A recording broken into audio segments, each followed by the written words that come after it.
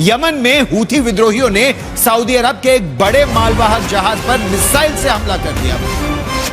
इस हमले में जहां पाकिस्तान के 2 नागरिक मारे गए हैं, वहीं इंडोनेशिया का भी एक नागरिक इसमें मारा गया है। दरअसल यमन में जो हूथी विद्रोही हैं, ईरान समर्थित मिलिशिया। 7 अगस्त को ये डील साइन हो गई थी मक्का में, और 9 अगस्त को हूथियों ने सऊदी की रिफाइनरी पे हमला बोल दिया। यानी कि स्याही सूखी तक नहीं थी कागज के ऊपर।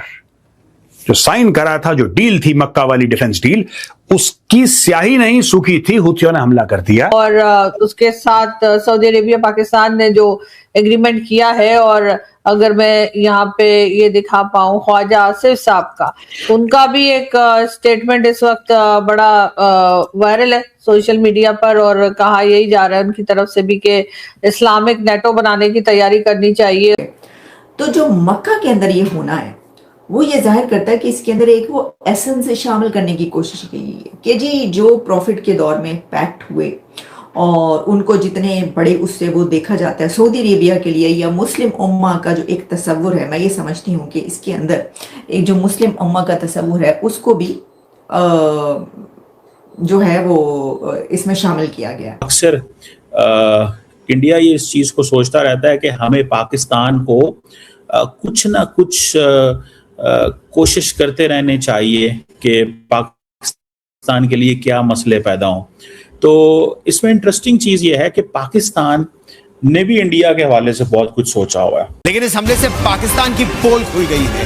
पाकिस्तान जिसके भाड़े के सैनिक दुगनी तनख्वाह के लिए सऊदी अरब में तैनात किए जा रहे हैं, आज वो सऊदी अरब के जहाजों की रक्षा नहीं कर पा रहे हैं और ना ही अपने नागरिकों की। Yemen's Iran aligned Houthis have attacked Saudi Aramco's Jazan refinery। ये देखिए साहब, ये जजान रिफाइनरी ये वाली है, यहां पे इसके ऊपर हमला कर दिया। इसके बिल्कुल ऊपर नॉर्थ में आबा है, वो जगह है जहां पे 2 हफ्ते पहले हूथियों ने एयरपोर्ट पे हमला करा था। साथ में जब पाकिस्तान ने तुर्की और सऊदी के साथ समझौता किया, तो उसके बाद से ईरान ने इनको धमका दिया था कि तुम्हारा ये जो सुन्नी संगठन है ये किसी काम के नहीं रहेगा, ये मात्र एक कागज के टुकड़े पे साइन किया हुआ है, बस इसके अलावा कुछ नहीं। और अब ईरान ने साबित भी कर दिया है। साथियों, दो पाकिस्तानी जो है वो सऊदी में ठोके गए हैं यमन के हूथियों के द्वारा। और साथियों, आप सब जानते हैं कि यमन के हूथी को फंडिंग कौन करता है? ईरान। और जहाँ ईरान डायरेक्ट लड़ाई नहीं लड़ता है, वहां उसके बदले लड़ाई लड़ता है यमन के हूथी। और यही हूथी ने 2 पाकिस्तानियों को सऊदी में ठोक दिया है। और साथियों, जब इनका समझौता हुआ था तब पाकिस्तान ने चेतावनी दी थी कि अब ईरान जो है वो सऊदी पर अटैक करना छोड़ दे, वरना उसके लिए घातक साबित होगा। लेकिन पाकिस्तान को पता नहीं था कि इनके 2 पाकिस्तानी ही ठोके जाएंगे, और इसके समझौता के जस्ट 2-3 दिन के बाद 6 अगस्त को इन्होंने समझौता किया, और 10 अगस्त को देखते हैं कि इनके 2 पाकिस्तानी झुलस गए। और अब देखते हैं कि अभी ये क्या कदम लेते हैं। और साथियों, तुर्की ने जो ये समझौता किया था इनके साथ, तो इसके साथ ही भारत को भी चेतावनी देने की कोशिश कर रहे थे कि देखिए अब हमारा संगठन पाकिस्तान के साथ हो गया है। सऊदी अरब कि अगर भारत कभी भविष्य में पाकिस्तान पर अटैक करता है तो उधर से सऊदी को आना पड़ेगा। अब सऊदी और तुर्की इन दोनों की भी औकात जो है हमसे ज्यादा बढ़ने लग रही थी, जिसके चक्कर में उधर से ईरान ने इनको इनकी औकात याद दिलाई कि बस करो ये जो है संगठन खेलना। तो इससे पहले भी संगठन बना चुके थे, लेकिन संगठन किसी काम का नहीं था। और साथियों, अब ये मैटर जो है लंबा खींचेगा, और इन्होंने जो ये समझौता किया है पाकिस्तान, तुर्की और सऊदी ने, ये सिर्फ और सिर्फ एक मजाक बनकर रह जाएगा। और इस तरह से सर क्या हो सकेगा, या इससे फायदा क्या होगा? तो पहले तो मैं सुना कि आप लोग एक तराना भी गा रहे हैं इसको लेके, नहनु जमीअन वाहिदुन कहकर, यानी हम सब एक हैं। तो पहले तो ख्वाजा आसिफ साहब को बोलिए कि भाई एक हदीस है, वो हदीस के मुताबिक जो सहाबा थे प्रोफेट सल्लल्लाहु अलैहि वसल्लम के आसपास, वो इतने परेशान थे कि हुजूर कहते थे कि अपने पड़ोसियों के साथ इतना अच्छा सलूक रखो कि वो डर रहे थे कि द प्रॉफिट या इस्लामिक लॉ में विल में, यानी आपकी जो विल होती है मरने पर, उसमें पड़ोसियों का हक आ जाएगा।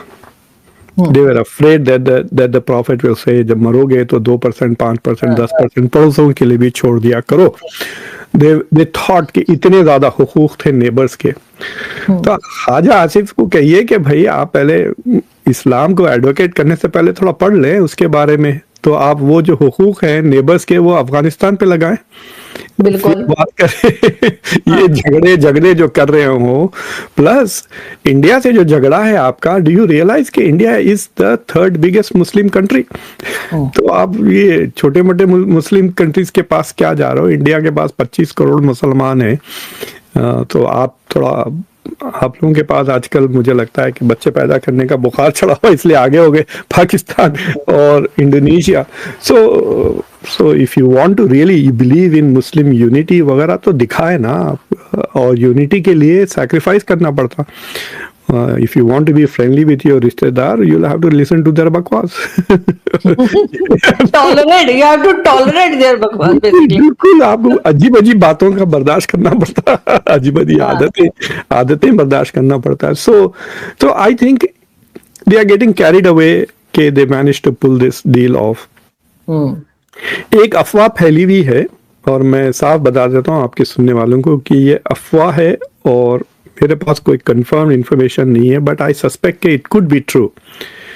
कि आपको याद है, मैंने शायद आपके भी शो पे कहा था कि ये जो मक्का जो defence joint defence agreement sign होने से पहले, एक हफ्ता पहले या 4-5 दिन पहले, ये 4 फॉरेन मिनिस्टर्स की मुलाकात अम्मान में हुई थी। मैं सिर्फ आपको यह बता रहा हूं कि कहां कहां, ये मैं नीचे आपको बताऊंगा फिर डिटेल में कहां कहां हमला हुआ है। और मैं पुरानी बातें क्यों कर रहा हूं, यह बड़ा इंपॉर्टेंट है। मैं पुरानी बातें कर क्यों रहा हूं भाई। Attack happened 2 days after the kingdom signed a defense pact with Turkey and Pakistan. An armed attack against any of the three would be regarded as an attack on all. समझ रहे हैं आप। अब देखिए मजेदार बात, 13 जुलाई को आभा इंटरनेशनल एयरपोर्ट, जो मैंने आपको बताया था, ये 25 जुलाई को यनबू एंड जजान। तो साहब जो यनबू है, इधर यनबू और जजान पे, यहां पे हमला हो गया। 27 जुलाई को ईस्ट वेस्ट ऑयल, ये देखिए साहब, ये जो है ये इधर, ठीक है, इसके ऊपर हमला हुआ है। 28 जुलाई को सऊदी के ऑयल टैंकर पर हमला हुआ है, और 6 अगस्त को नजरान में हमला हुआ है। ये नजरान है, यहां पे हमला हुआ है। ठीक है दोस्तों, इसके पहले ईरान ने डायरेक्टली भी हमले किए हैं और कई बार करें। अब आप मुझे यह बोलेंगे कि मेजर साहब एक बात बताइए, आप पुराने गड़े मुर्दे क्यों खाड़ रहे हैं। 7 अगस्त क्या हुआ, 3 दिन पहले की तो बात है। 7 अगस्त को हुआ है और आप पूरा जून जुलाई अगस्त पता नहीं क्या क्या बोल रहे हैं आप।